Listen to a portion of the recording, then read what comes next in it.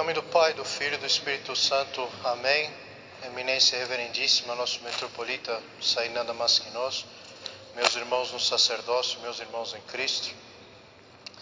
2 anos atrás, 2023, o Santo Sínodo da Igreja de Antioquia decidiu que esse segundo domingo, após o Pentecostes, nós comemoraríamos o domingo de todos os santos antioquinos. Então, apesar de ser uma data jovem em termos de calendário, ela é muito importante. E é importante que nós falemos um pouco sobre a característica desses santos, mas também um pouco sobre a terra que eles santificaram, Antioquia. Antioquia, conhecida como a grande cidade de Deus, foi fundada em 301 a.C. por Seleuco I, que era general do exército de Alexandre o Grande. E ele batiza Antioquia em homenagem a seu pai, que se chamava Antíoco. E desde o início, Antioquia se viu privilegiada, pois ela estava posicionada estrategicamente no cruzamento de importantes rotas de caravana. Por isso, rapidamente Antioquia se tornou um centro de comércio e uma das principais cidades do mundo, rivalizando até mesmo com Roma e Alexandria, que eram as grandes cidades, os grandes centros da época.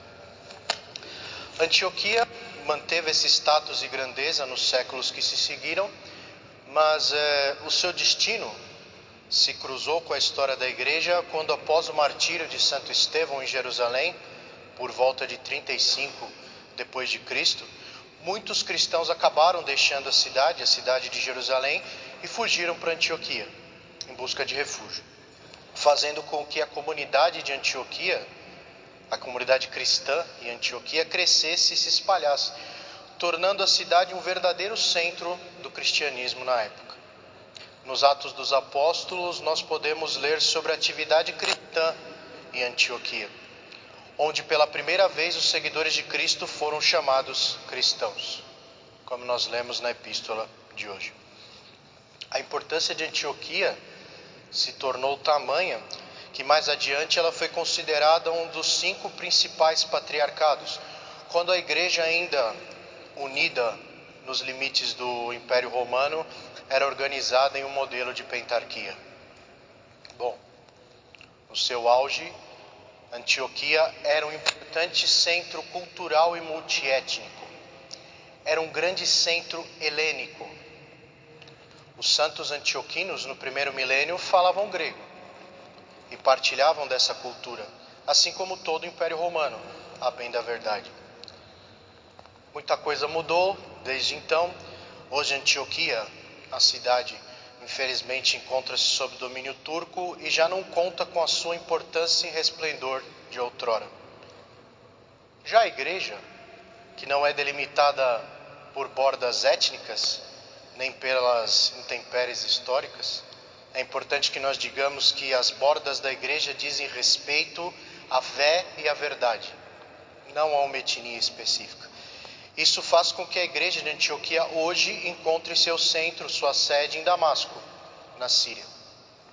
Nós podemos dizer também que, de certa maneira, no Líbano, onde existe um Instituto de Teologia São João Damasceno e importantes mosteiros. Então, hoje, o centro da igreja antioquina é árabe, mas seu passado no primeiro milênio era helênico. E essa mistura étnico-cultural sempre foi a tônica de Antioquia. Por isso a igreja antioquina se adapta bem na diáspora, pois ela traz em si, em seu DNA, por assim dizer, a abertura daquela Antioquia de Pedro e Paulo, que são os fundadores do trono antioquino. Traz a característica em si também daquela Antioquia de São João Crisóstomo, uma vez semita, uma vez helênica e uma vez árabe. E assim a igreja antioquina dá o seu testemunho. Mas, falando sobre os santos antioquinos, propriamente dito, eles têm uma característica muito própria desde o início, que é o martírio. Nós tivemos grandes teólogos, grandes ascetas, mas Antioquia, sobretudo, é uma terra de mártires. E é uma terra onde O sangue da igreja é literalmente a semente que irá florescer e perfumar a geração seguinte. Mas o que é um mártir? O termo mártis, em grego, significa testemunha. E era usado em um contexto de tribunal mesmo.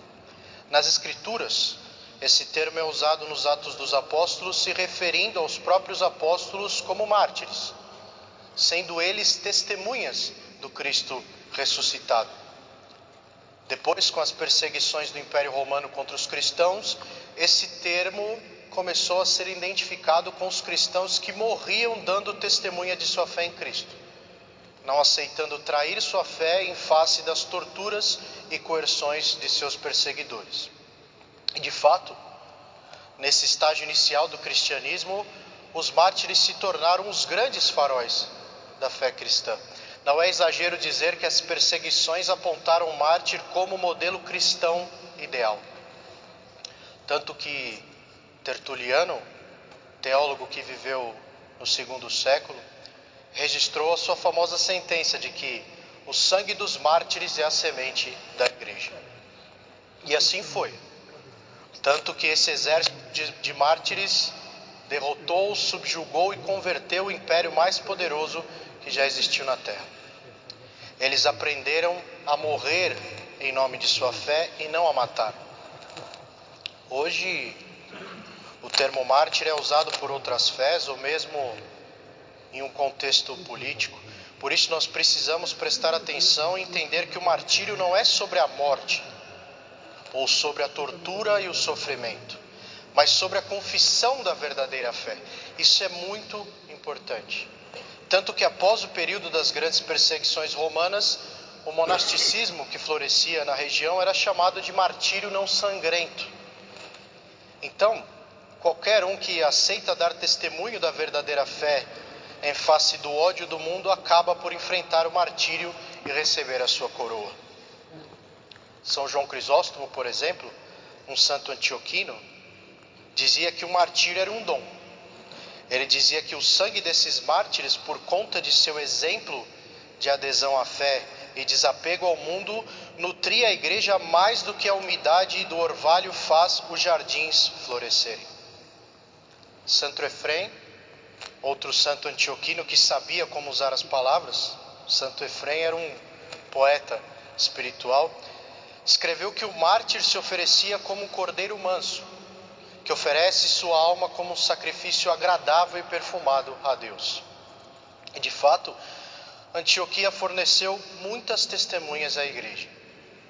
São João Crisóstomo, como citado, por exemplo, enfrentou o martírio pela verdadeira fé, ao ser perseguido e condenado por uma hierarquia corrupta. Mas sua adesão à verdade faz com que a igreja, até o fim dos séculos, proclame sua memória a cada divina liturgia. Já outros, como Santo Inácio de Antioquia, ofereceram-se como um cordeiro manso, como dizia Santo Efrém, aceitando o sacrifício em nome da verdadeira fé. E assim foram muitos em Antioquia. Nas montanhas do Líbano, já na Idade Média, onde o grande mártir Jacó de Ramatura aceitou a morte após anos sendo torturado e perseguido, sendo coagido a abandonar a verdadeira fé. Foi assim também em Damasco, mais adiante no século XVIII, onde São José Damasceno foi dilacerado por uma multidão endemoniada, sedenta pelo sangue dos cristãos. Foi assim com os santos mártires Habib e Nicolau Resch, glorificados pelo Santo Sínodo Antioquino em 2023, pai e filho de Damasco, ambos sacerdotes, ambos perseguidos e mortos por sua fé em Cristo. Esses são alguns exemplos. Com certeza existem muitos que nós não conhecemos, mas estão diante de Cristo agora, intercedendo por nós. Essa é Antioquia. Esses homens e mulheres, esses cordeiros mansos, confirmaram a existência de Antioquia através do sangue e da confissão da verdadeira fé. Essa é a vocação de Antioquia, o testemunho perpétuo através do martírio. E isso não é um dado do passado, mas uma presença constante. E essa vocação, meus irmãos e irmãs, se vê ameaçada se ela for abandonada em troca de estabilidade e mornidão. Como verdadeira herdeira destes santos, Antioquia tem de pregar a verdade neste fim dos tempos. Não uma verdade genérica, de um Cristo morno, de uma fé social. Muitos pregam a Cristo, mas só a ortodoxia é a verdade. E isso deve ser um chamado para Antioquia testemunhar a Cristo através da ortodoxia, como esses santos fizeram. Se Antioquia ceder ao medo e à mornidão, Cristo retirará o selo do martírio, que é a nossa característica, e nós apodreceremos como um corpo morto. Nós seremos vomitados, culpados por termos escolhido a mornidão. E quando eu falo, meus irmãos e irmãs, sobre essa responsabilidade, sobre essa vocação ao martírio, eu não falo somente dos santos já glorificados, nem falo somente de nós, bispos, padres e monges. Eu falo de vocês. Vocês são Antioquia também. Vocês aqui. Antioquia não é somente a Síria ou o Líbano, Antioquia também é aqui. Vocês também são Antioquia. E vocês, como parte do corpo místico de Cristo, têm um papel importante na sustentação da nossa fé. No fim dos tempos, serão os leigos que sustentarão a fé verdadeira. E vocês devem manter o coração inclinado ao martírio. Padre Serafim Rose dizia que as provações psicológicas dos habitantes dos últimos tempos serão iguais às provações físicas dos antigos mártires. Então, sustentar a verdadeira fé também é martírio. E mesmo que vocês não morram nas perseguições que virão, vocês devem manter a responsabilidade desse testemunho sempre em vista. Mas tem algo muito importante que vocês, como Antioquia, devem fazer também. Algo que muitos esquecem, muitos desdenham. Vocês também devem rezar incessantemente por nós, os clérigos. Vocês devem rezar pelos seus bispos e padres, não somente por saúde ou bem-estar. Isso é superficial. Deus sabe. Vocês devem clamar a Deus para que nós, nesses dias tumultuados de hoje, herdemos um pouco que seja da ousadia e da coragem desses santos. E, sobretudo, vocês devem clamar a Deus para que nós nos arrependamos. Vocês devem rezar pelo arrependimento dos bispos e padres, porque homens arrependidos não traem a Deus. Homens arrependidos não entregarão a ortodoxia aos inimigos. Homens arrependidos não têm medo do martírio. E pelas orações de vocês, pelas lágrimas, postura e piedade do povo, Deus terá misericórdia de seus sacerdotes. E assim, sendo parte de uma Antioquia unida no arrependimento e na fé ortodoxa, nós poderemos nos alegrar de ostentar uma unidade na verdade e não na iniquidade. A verdadeira unidade e fé pelo qual esses mártires sofreram e testemunharam.